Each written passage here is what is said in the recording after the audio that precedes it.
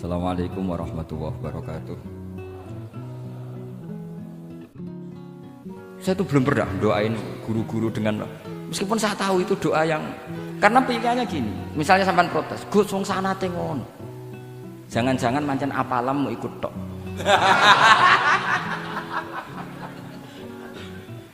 Loh, Imam Syafi'i itu kalau doain mayit, ini sekaligus ijazah tapi haram ditiru.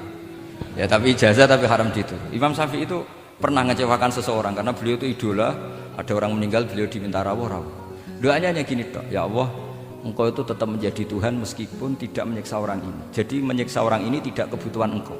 Kalau tidak jadi kebutuhan Engkau ya tidak usah dilakukan. Itu terus pulang keluarganya gremeng, piye itu ngomong tok. Tapi satu keluarga itu diimpeni, mayat itu diampuni gara-gara doanya Imam Syafi'i. Ya Allah, anta ghaniyun, anta itu ghaniyun an adzabin. Engkau tidak perlu menyiksa orang ini. Engkau tetap Tuhan, tanpa menyiksa orang ini tetap Tuhan. Jika itu tidak kebutuhan engkau, ya sudah, tidak usah dilakukan. Iya. Jadi kalau saya doain guru-guru, ya Allah, sifat ghafur engkau itu pasti efektif. Gak mungkin sifatnya jenengan kok boten tembus. Ya sudah, ya seperti itulah ya Allah.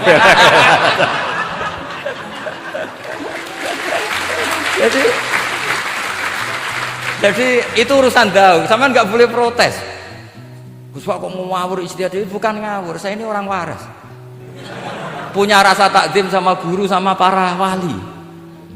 Sementara kamu yang berdasar sanad tadi, jangan-jangan menghafalan kamu hanya itu.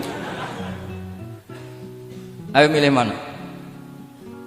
Saya bukan bikin ajaran baru, ndak, ini cerita rasa. Cerita apa? Rasa.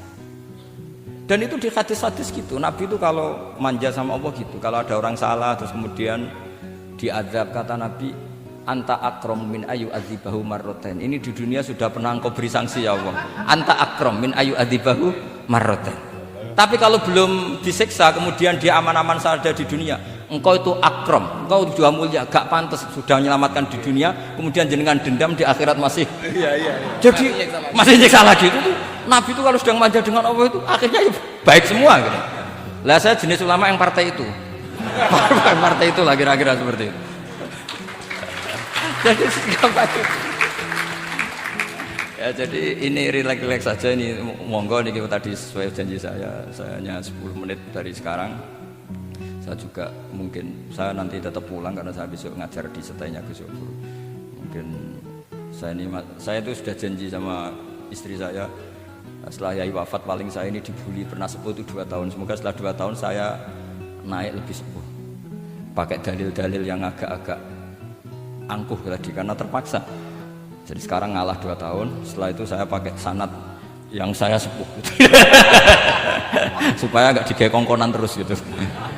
Tapi saya tidak tahu tingkat adab saya sampai berapa tahun, saya tidak tahu gitu.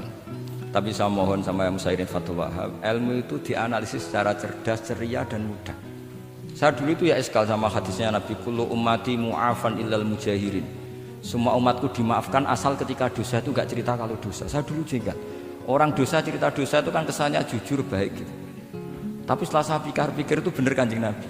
Misalnya sampean cerita dengan anakmu, ya zaman mondok peloso sering nak marung utang gak bayar gitu, biasa.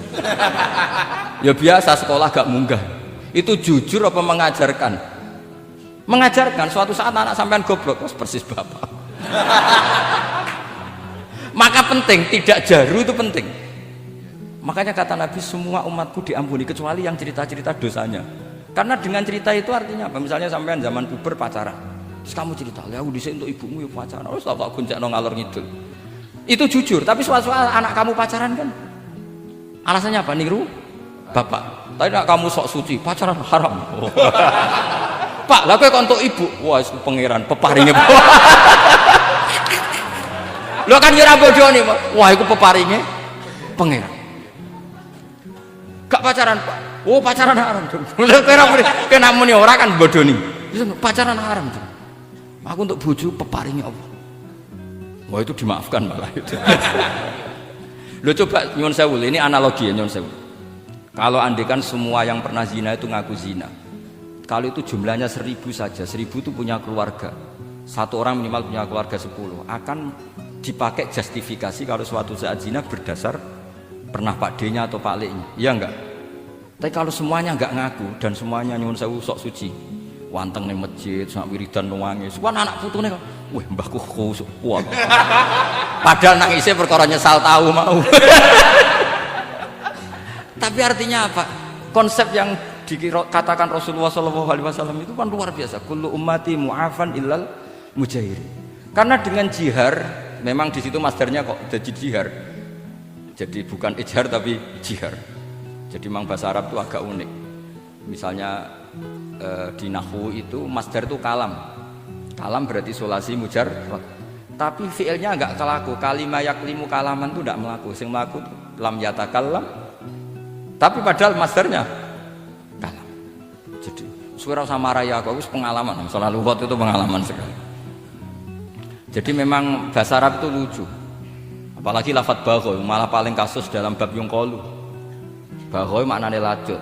Bareng melok wazan imbagho. Yang bagi sayukjo. Iku piye itu? Biasanya makna sulasi mujarrad sama mazid kan enggak beda-beda jauh.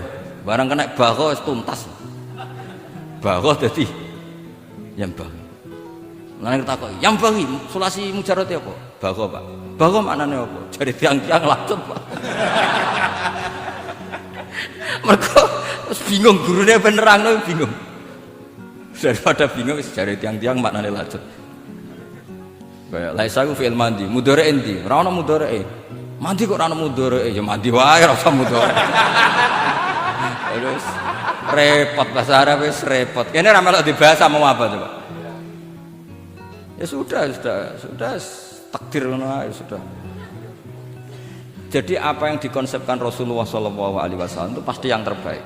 Bahkan Imam Ghazali ikut berkampanye wa inna ya, termasuk pemberian Allah terbaik adalah sitra. As-sitra itu atau tutup.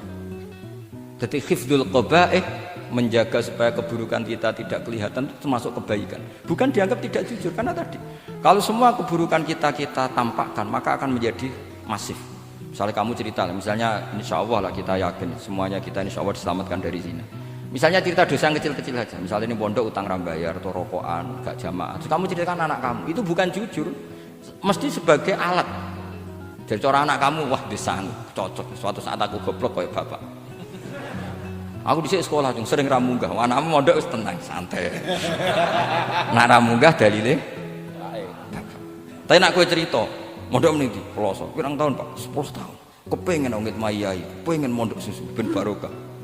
Munggah terus Pak, munggah. Maksudnya ora munggah kelas, munggah apa wae pokoke.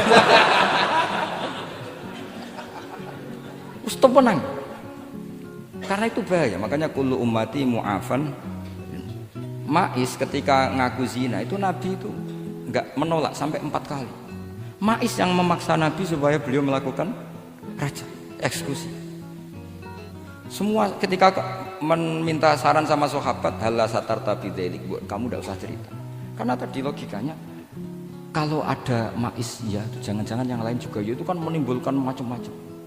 Itu hebatnya Islam, malah kita diajarkan awamastur aurati wa amin rawati. Kayak apa baiknya Islam. Tapi kita sekarang karena tidak baca hadis lalu ada gerakan jujur, mari semua meresapi dosa masing-masing, kamu pernah ini istighfar terus nangis. Beliau gerakan ngono iku ya nyun sewu ya ono duwike kan yo repot. Ndak usah seperti itu, ikuti hadis Rasulullah sallallahu alaihi wasallam bahwa termasuk nikmatnya Allah taala itu adalah tertutupi semua kesalahan-kesalahan kita. Dan itu barokah bagi hadaddin karena kesalahan tidak muncul.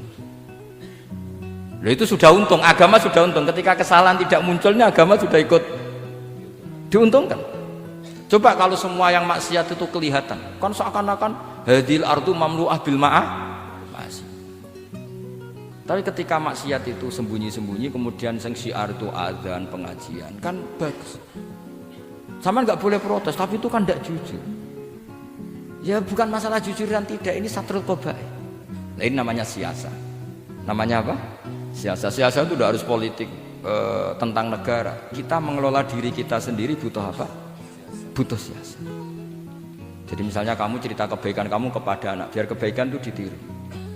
Tapi kalau anak kamu tanya, Pak, sampai nanti salah, itu sesuatu yang paling saya takutkan karena aku sering naudzubillah minas salah. Tapi bapak pernah salah enggak? itu pertanyaan nggak penting. Karena tadi bahaya.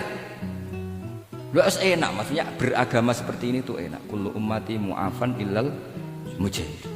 Itu kan luar biasa. Jadi semua umatku itu dia ampuni asal tidak cerita-cerita.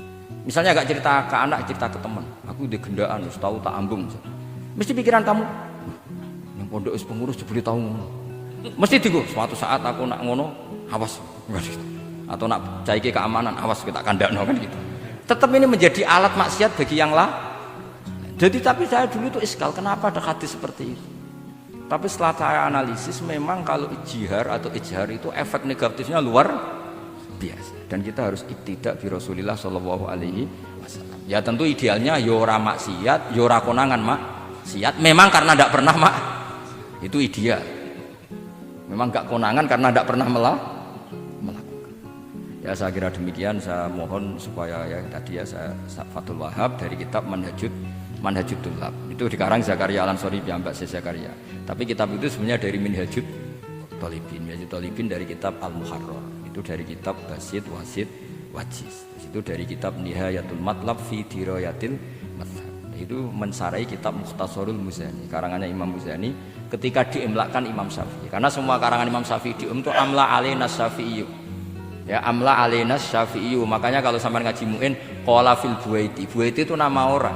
Ekolas Syafi'i fil Buaiti ekolas Syafi'i wa amlahu alal Buaiti. Makanya qala fil Buaiti qala fil Muzani itu nama orang. Artinya karena Imam Syafi'i itu hanya mengimplekan. Terus muridnya nulis.